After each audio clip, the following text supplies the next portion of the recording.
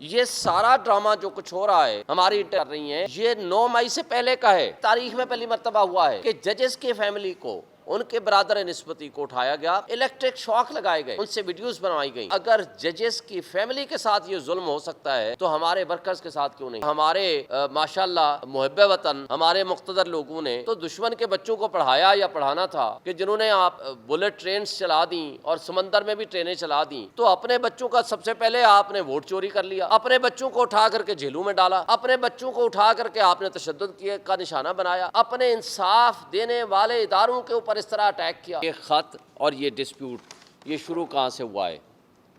یہ وہ کیس ہے محمد ساجد ورسز عمران خان، وہ ٹیریان والا کیس، جس میں 2 معزز جج صاحبان جسٹس محسن اختر کیانی اور جسٹس ارباب محمد طاہر نے 30 تاریخ کو in favour of Imran Khan اس ججمنٹ کا فیصلہ دے دیا۔ اس کے بعد جسٹس عامر فاروق صاحب موجودہ جو چیف جسٹس ہیں، انہوں نے اس میں ڈفرینس آف اوپینین دے دی، اور یہ آرڈر اس خط میں لکھا ہوا ہے، یہ سرکولیٹ ہو گیا 19/4، یہ ججمنٹ 19/4/2023 کو یہ سرکولیٹ ہو گیا۔ یہ ججمنٹ سرکولیٹ ہونے کے بعد یہ فینالٹی اختیار کر گیا، ویب سائٹ پہ آ گیا، ہر کسی نے اس کو ڈاؤن لوڈ کر دیا۔ اب چیف جسٹس نے اس کو روک لیا اور آج تک وہ ججمنٹ نہیں آئی۔ یہاں سے جھگڑا شروع ہوتا ہے، پریشر ڈالا گیا دونوں جج صاحبان پہ، معزز جج صاحبان پہ، کہ اس دوران 30/3 سے لے کر 19/4 کے درمیان کہ آپ اس فیصلے کو بدلیں۔ انہوں نے نہیں بدلا، اور وہاں سے یہ سلسلہ شروع ہوتے ہوتے آگے پوری اس کی تفصیل ہے۔ انہوں نے اسلام آباد ہائی کورٹ کو کہا ملے 2/5 کو، چیف جسٹس آف پاکستان کو ملے، چیف جسٹس اسلام آباد ہائی کورٹ کو ملے، تمام جج صاحبان، اور ان کو لکھ کے دیا 1 سے زائد مرتبہ۔ پھر کیا ہوتا ہے؟ یہ ایک بات ذہن میں رکھیں، یہ سارا ڈرامہ جو کچھ ہو رہا ہے ہماری کر رہی ہیں، یہ 9 مئی سے پہلے کا ہے، جس کو عمران خان صاحب ایک بڑا رائٹلی کہتے ہیں کہ یہ بلیک سوان ایونٹ تھا۔ بلیک سوان ایونٹ کا مطلب آپ سمجھتے ہیں کہ کوئی بھی بندہ ایسی حرکت کرے گا وہ مدعا کسی دوسرے پہ ڈال دے گا، تو اس لیے عمران خان نے اس کو کہا کہ آپ اس کا جوڈیشل کمیشن بنائیں اور 3 اداروں کے CCTV فوٹیج لے آئیں، اسلام آباد ہائی کورٹ کی جس دن عمران خان کو اغوا کیا گیا، اور دوسری GHQ کی CCTV فوٹیج، اور تیسری کور کمانڈر ہاؤس کی۔ لیکن آج تک نہ جوڈیشل کمیشن کا مطالبہ مانا گیا، نہ وہ CCTV فوٹیجز سامنے لائی گئیں۔ تو آج یہ بات سامنے آ چکی ہے کہ یہ سارے جو کچھ ہو رہا تھا، یا جس طرح کے تانے بانے بنے جا رہے تھے کہ عمران خان کو بک کرنے، الیکشن سے آؤسٹ کرنے، ان کو پارٹی کو ڈسمینٹل کرنے کی جو سازشیں تھیں، یہ اس سے پہلے سے جاری تھیں۔ صرف یہ نہیں تھا کہ 9 مئی کو ڈرامہ رچا کے جو اس کے بعد جو کچھ ہمارے لوگوں کے اوپر جرم کیے گئے، چادر 4 دیواری کی پامالی کی گئی، اور ان کے ساتھ جو کچھ ہوا وہ سب آپ کے سامنے ہے، اس کی تفصیل میں جائے بغیر، بلکہ کل خان صاحب سے جب ہماری ملاقات ہوئی انہوں نے سب کچھ بتایا کہ کس طرح کنگز پارٹی میں شامل کرایا گیا، کس طرح لوگوں کے اوپر ٹارچر ہوا، اور یہ بھی تاریخ میں پہلی مرتبہ ہوا ہے کہ ججز کی فیملی کو، ان کے برادر نسبتی کو اٹھایا گیا، الیکٹرک شاک لگائے گئے، ان سے ویڈیوز بنوائی گئیں۔ اور مجھے بتائیں، جب ہم اپنے کارکنان کی بات کرتے ہیں یا کرتے تھے، یا ہم نے مسنگ پرسن والے کیس میں نے کہا تھا کہ صحافیوں کو بلائیں اور ان کو باقی ہمارے لوگوں کو بلائیں، تو چیف جسٹس آف پاکستان نے انکار کر دیا تھا، جس میں عمران ریاض کا نام سب سے آگے تھا۔ تو مجھے بتائیں، ارشد شریف کا معاملہ سب ان کے سامنے تھا۔ تو اس حوالے سے تو جو اگر ججز کی فیملی کے ساتھ یہ ظلم ہو سکتا ہے تو ہمارے ورکرز کے ساتھ کیوں نہیں؟ اور جو چادر 4 دیواری کی پامالی ہوئی، جس طرح جو کچھ ہوا، وہ سب آپ کے سامنے ہے۔ اور کل عمران خان صاحب نے بھی یہ بتایا کہ جس طرح اٹک کی ایڈمنسٹریشن جیل کی اور اڈیالہ جیل کی ایڈمنسٹریشن، وہ ساری کی ساری کے پاس ہے، وہ وہاں کے۔ اب جب ہم بات کرتے ہیں کہ جی پولیس سے بات کرتے ہیں، ECP سے بات کرتے ہیں، ایڈمنسٹریشن سے بات کرتے ہیں، ریٹرننگ آفیسر سے بات کرتے ہیں، ہر شخص یہ کہتا ہے جی اوپر سے حکم ہے۔ اور اوپر سے مطلب وہ کیا لیتے ہیں؟ جو اس خط نے پوائنٹ آؤٹ کیا ہے، یہ پاکستان کی تاریخ کا ایک المناک باب ہے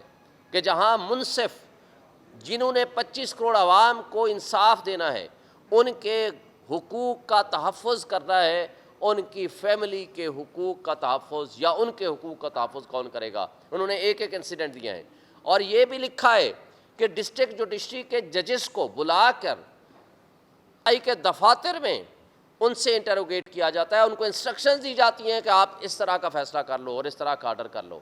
تو میں سوال کرتا ہوں کہ ہمارے ماشاءاللہ محب وطن ہمارے مقتدر لوگوں نے تو دشمن کے بچوں کو پڑھایا یا پڑھانا تھا کہ جنہوں نے آپ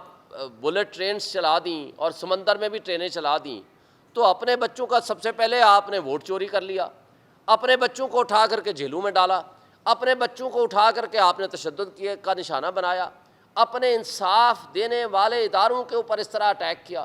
تو کیا یہ پاکستان، کیا دنیا کی 1000 سال کی تاریخ آپ اٹھا لیں، جس ملک جس معاشرے میں انصاف نہیں ہوتا، نہ وہ ملک ترقی کرتا ہے نہ وہ قومیں ترقی کرتی ہیں۔ آج آپ کے اوپر مسٹرسٹ کرتا ہے آپ کا اوورسیز، جو آپ کا بیک بون ہے، جس نے آ کر یہاں انویسٹمنٹ کرنی ہے، وہ انہی حرکتوں کی وجہ سے نہیں کرتے، اس لیے کہ جن عدالتوں نے ان کو انصاف دینا ہے کہ وہ خود انصاف کے متلاشی ہیں۔ تو آج مجھے یہ بتائیں کہ کس طریقے سے آپ ملک کی معیشت کو بہتر کریں گے۔ اور پھر سب سے بڑھ کر قابل افسوس اور سب سے زیادہ شرمناک بات افسوس سے کہنا پڑتا ہے، وہ یہ ہے کہ وہ کٹھ پتلی وزیر اعظم اور وہ کٹھ پتلی لوگ جنہوں نے فارم 45 کے ذریعے یہاں اقتدار پہ قبضہ کیا ہے، ڈاکہ زنی کی ہے، انہی لوگوں کی مدد سے جن کو وہ اپنے آپ کو ان کی آنکھ کا تارا کہتے ہیں۔ مجھے بتائیں شہباز شریف کے الفاظ، ایک تو وہ الگ بات ہے کہ وہ کہتا ہے بیگرز آر ناٹ چوزرز، وہ خود بھی بھکاری ہے اور قوم کو بھی بھکاری بنانا چاہتے ہیں، دوسری طرف وہ کہتا ہے میں اپنے ملک کی اسٹیبلشمنٹ کا آنکھ کا تارا ہوں۔ تو جن کے خلاف آپ نے انکوائری کرنی ہے، تو جو آپ کو مسلط ہماری قوم کے اوپر کیا ہے ریجیکٹڈ لوگوں کو، وہ کس طرح free fair and transparent investigation کر سکتے ہیں؟ پھر یہ گورنمنٹ کی منظوری سے ہوگا، پھر وہ رپورٹ آئے گی، گورنمنٹ کے پاس آئے گی، وہ چاہیں تو پبلش کریں چاہیں تو نہ کریں۔ تو ایک مجھے بتائیں 6 سٹنگ ججز کے لوگوں کو تو سیکیورٹی نہیں ہے، تو کیا وہ سنگل جج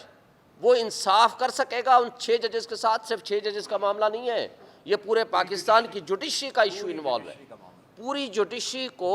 کس طریقے سے آپ انڈر دی کارپیٹ ڈالنے کی، یہ تو ایک سازش ہے کہ آپ جو کسی ریٹائرڈ بندے کو بٹھا دیں گے اور وہ گورنمنٹ لائے گی اپنی مرضی کی، وہ ریکمنڈیشنز لائیں گے اور اپنی مرضی کے وہ چاہیں گے تو پبلش کریں گے چاہیں تو نہ کریں گے۔ اور 2 مثالیں اسی قاضی فائزہ صاحب کی ہمارے پاس موجود ہیں۔ میمو گیٹ، سپریم کورٹ نے جوڈیشل کمیشن بنایا جس کی سربراہی قاضی فائزہ کے پاس تھی، اور کوئٹہ انسیڈنٹ جس میں وکلاء شہید ہوئے تھے، سپریم کورٹ میں جوڈیشل کمیشن بنایا جس کی سربراہی قاضی فائزہ صاحب نے کی تھی۔ اور ایک چھوٹی سی، حالانکہ وہ غلط بات تھی کہ آڈیو لیکس کسی کے نہیں کر سکتے، آڈیو لیکس کے اوپر اسی گورنمنٹ نے پچھلے سال ایک کمیشن بنایا جو سٹنگ ججز پہ مشتمل تھا، جو قاضی فائزہ صاحب اور چیف جسٹس اسلام آباد ہائی کورٹ اور chief justice Balochistan high court کی سربراہی میں تھا۔ تو مجھے بتائیں کہ یہ اتنا بڑا ایشو ہے، اس کو آپ سٹنگ ججز، آپ سپریم کورٹ کے 14 ججز جو اس وقت 14 یا 15 ججز موجود ہیں، 15 ججز، ان کو چاہیے کہ وہ سارے بیٹھیں، کیونکہ ملک کے 25 کروڑ عوام اپنے آپ کو غیر محفوظ سمجھتے ہیں۔